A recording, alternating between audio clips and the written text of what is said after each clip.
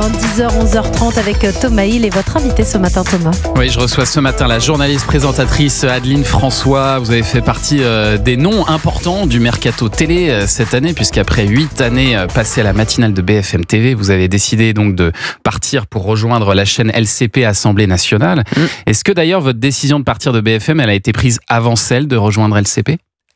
Oui. Oui. Vous aviez de toute façon envie de quitter BFM. Après, c'est toujours une histoire d'alignement des planètes et tout s'est passé très très vite. Et en même temps, moi, ma réflexion, elle a commencé quand même il y a un moment à BFM TV au début de l'année où je pressens à un moment qu'il va falloir faire beaucoup de changements sur cette antenne parce qu'il y a des audiences qui baissent, qu'il y a une nouvelle direction qui est arrivée. Une nouvelle direction qui arrive, c'est une direction qui veut aussi imprimer sa patte. Ce que je comprends parfaitement. Il fallait des changements parce que effectivement il y avait une baisse continue des audiences. Je pressens assez tôt que la matinale va sans doute faire partie des changements, même si à l'époque on nous promet que non. Et vous sentiez le vent tourner. Je me suis dit bon, il est temps d'envisager mon avenir ailleurs. Et quand je vous parle d'alignement des planètes, c'est qu'à partir du moment où j'ai quitté BFM, enfin après j'ai eu un mois de préavis bien sûr, mais très vite j'ai eu des contacts à l'extérieur et j'ai beaucoup aimé la façon dont les dirigeants de LCP m'ont abordé. La chaîne venait d'arriver sur le canal 8 au moment où BFM passait sur le canal 13. Il y a eu tous ces changements de numérotation.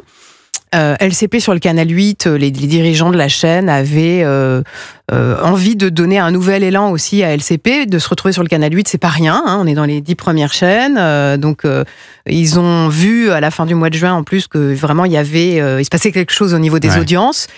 Et je pense que mon arrivée sur LCP correspond justement à la dynamique qui s'est enclenchée avec l'arrivée sur le canal 8. Ouais, une envie de nouvelle dynamique. Et alors, qu'est-ce que ça vous fait quand vous voyez aujourd'hui que votre ancienne matinale de BFM TV a perdu 3 points d'audience par rapport à l'an dernier? Finalement, vous vous dites, c'était pas forcément un très bon choix de la part de la direction. C'est plus mon histoire, peu me chaud. Oui, c'est ça ce que vous dites. Oui. Ça me désole parce qu'encore une fois, j'ai conservé beaucoup d'amis à BFM et je fais pas partie des gens. Vous savez, on est dans une époque où on regarde les gens tomber et on s'en réjouit. Ouais. Moi, je me réjouis pas de voir des copains tomber. Ouais. Voilà, j'ai envie que ça marche, j'ai envie pour eux que ça marche. Après, encore une fois, c'est un temps long et encore plus la télé du matin. C'est une télévision d'habitude. Il y a des téléspectateurs qui étaient très habitués au visage de Christophe et au mien. Et un matin, ils allument Christophe Delay. Et un matin, ils allument leur télévision et ils reconnaissent plus plus les visages qu'ils voient dans leur télé. Donc, je pense que ça prend du temps d'installer une émission. J'espère qu'on leur donnera. Et alors là, j'imagine que sur LCP, non seulement vous avez un autre rythme puisque l'émission est à 19h30, donc vous allez arrêter de vous réveiller en pleine nuit. Mais c'est aussi justement pas la même pression d'audience parce qu'il n'y a pas de mesure d'audience, je crois. Exactement. Encore pour LCP. Il n'y a pas d'audience. Mais vous avez des indicateurs quand même qui vous sont donnés. On a des indicateurs mensuels. Donc là, on n'a pas les premiers. D'accord. Alors je vais vous dire, c'est à la fois une libération frustrante. Ah oui, c'est ça. Ou une frustration libératrice. Prenez-le dans le sens que vous voulez. Mais à la fois, quand on décide du thème de l'émission du soir, on se dit pas. Est-ce que ça va plaire au public ? On se dit, est-ce que notre conviction que c'est un sujet intéressant va convaincre aussi les téléspectateurs ? On raisonne dans l'autre sens. Ça vous donne cette liberté, en tout cas. Et c'est incroyable. Ouais.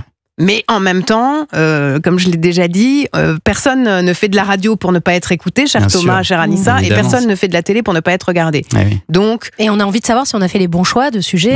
Est-ce que ça a plu aux téléspectateurs ? Et en même temps, moi j'ai vécu pendant tant d'années avec cette pression des audiences qui tombent à 11h, où on épluche chaque quart d'heure pour voir quelle thématique n'a pas fonctionné la veille, et puis du coup on se dit cette thématique on la fera plus parce que ça n'a pas marché.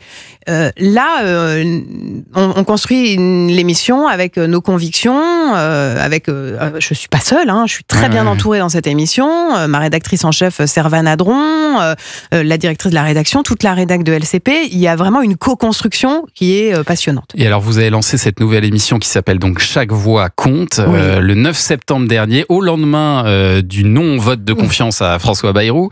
Je crois d'ailleurs que vous avez avancé la date de lancement, c'est ça ? Oui, exprès. on devait commencer le 16 septembre, c'est-à-dire que c'est le calendrier de la chaîne parlementaire. En général, la rentrée a lieu un peu avant le début de la nouvelle session parlementaire. Quand on rentre de vacances à la fin du mois d'août, on a plein de réunions sur la construction de l'émission, parce que vraiment, on est des artisans, on a tout fait. Ouais. Le générique, on a choisi le nom de l'émission, le générique, le conducteur, le découpage de l'émission. Et au moment où on est dans ces réflexions et dans ce travail, on apprend que François Bayrou choisit de se soumettre à un vote de confiance le 8 septembre, soit une semaine avant notre première.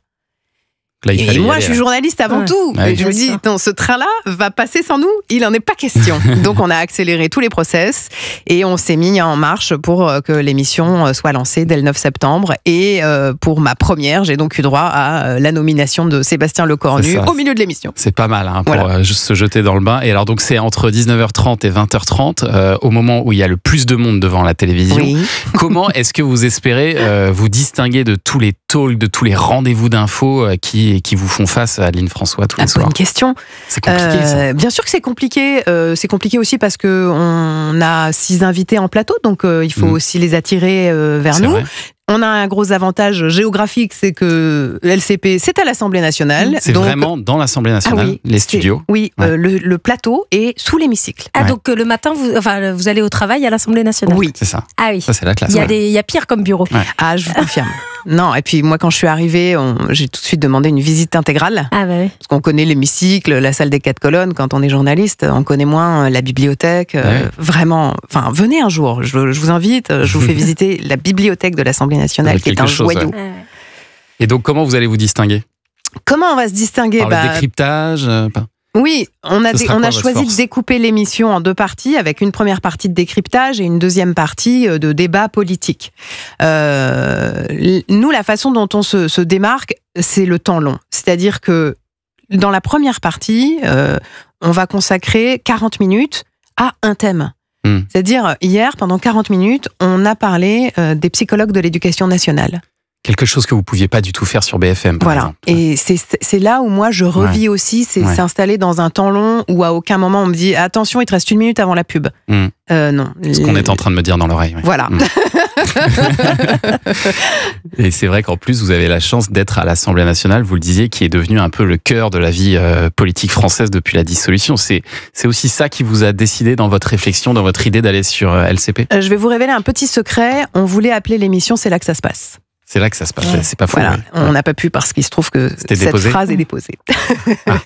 Mais c'est là que ça se passe. Oui. C'est-à-dire que vous voyez bien, là, Sébastien Lecornu l'a dit lui-même hier au syndicat, je suis le Premier ministre le plus faible de la Ve République.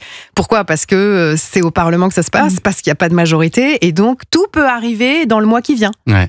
Et dans les années qui viennent. Et là, on a...